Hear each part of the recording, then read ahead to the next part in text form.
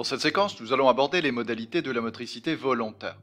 Nous allons aborder dans un premier temps les conditions de l'inhibition volontaire du réflexe. Le réflexe myotatique étudié dans une séquence précédente correspond par exemple à l'extension réflexe du pied à la suite d'un stimulus comme la percussion du tendon d'Achille ou un déséquilibre postural par exemple. Le réflexe myotatique implique l'action coordonnée des muscles antagonistes qui assurent la flexion et l'extension du pied. Sur ce schéma, le triceps sural est l'un des muscles extenseurs du pied que l'on trouve à l'intérieur de ce que l'on appelle communément le mollet. Le jambier antérieur est quant à lui l'un des muscles fléchisseurs du pied. Triceps sural et jambier antérieur sont deux muscles antagonistes. Dans l'expérience qui est réalisée ici, on enregistre l'électromyogramme du triceps sural extenseur qui est impliqué dans le réflexe myotatique, provoqué à 3 reprises par un même stimulus d'intensité constante. En revanche, volontairement, on contracte de plus en plus fort le jambier antérieur, muscle fléchisseur du pied antagoniste du réflexe.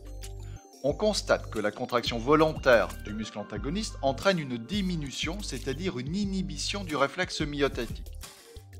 Cela montre qu'il existe un message nerveux en provenance du cerveau, capable d'interagir avec la boucle réflexe impliquée dans le réflexe myotatique. On reconnaît sur ce schéma la boucle réflexe qui est impliquée dans le réflexe myotatique. Lors de la percussion du tendon d'Achille ou au cours d'un déséquilibre postural, le fuseau neuromusculaire situé dans le muscle extenseur du pied est activé et donne naissance à un message nerveux sensitif qui remonte vers la moelle épinière grâce à un neurone sensitif.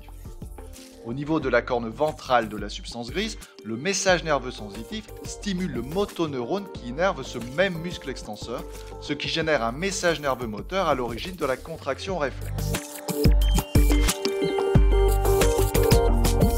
Dans le cas de l'inhibition du réflexe myotatique par la contraction volontaire du muscle fléchisseur antagoniste, un message nerveux en provenance du cerveau va stimuler le motoneurone du muscle fléchisseur, entraînant la contraction de ce muscle fléchisseur du pied.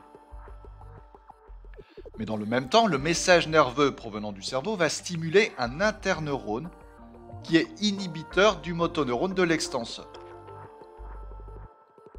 Le message nerveux circulant sur le motoneurone de l'extenseur va donc être diminué, ce qui va entraîner une diminution de la contraction du muscle extenseur du pied. Cette expérience sur l'inhibition volontaire du réflexe myotatique par la contraction du muscle antagoniste met en évidence une caractéristique du motoneurone.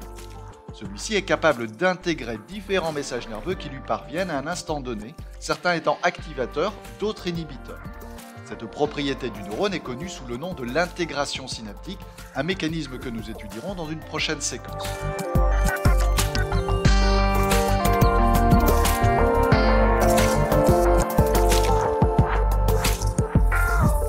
Nous allons aborder maintenant les conditions de la commande du mouvement volontaire par le cerveau.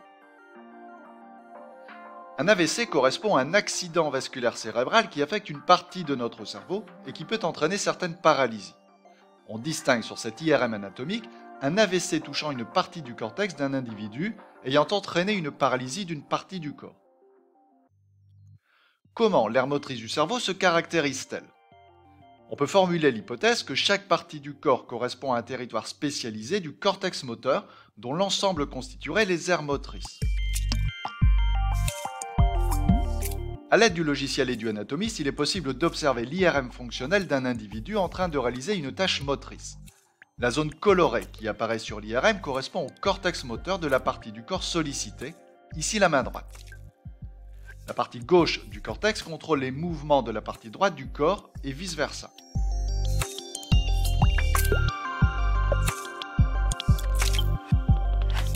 Le cortex moteur correspond à la partie superficielle du cerveau et peut être subdivisé en cortex moteur primaire, des aires motrices supplémentaires et un cortex prémoteur. Il est constitué de différentes cellules nerveuses dont les neurones, mais aussi d'autres cellules comme les astrocytes, les oligodendrocytes, les cellules de Schwann et les cellules de la microglie, l'ensemble formant ce que l'on appelle les cellules gliales.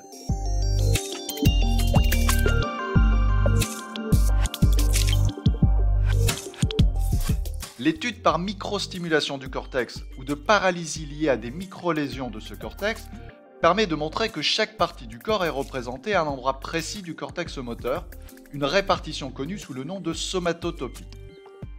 L'ensemble forme ce que l'on appelle l'homonculus moteur, qui se caractérise par une inégalité dans la représentation des différentes parties de notre corps, les aires présentant la motricité la plus fine étant mieux représentées au niveau du cortex moteur que les zones de notre corps faiblement motrices.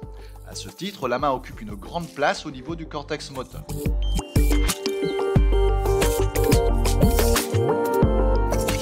Voici une illustration imagée de ce que l'on appelle l'homonculus moteur.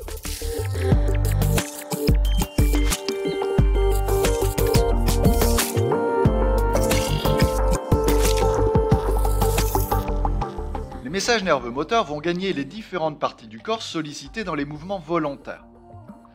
Les neurones partent du cortex moteur et gagnent la moelle épinière. À ce niveau, le motoneurone d'un muscle est stimulé, alors que le motoneurone du muscle antagoniste est inhibé.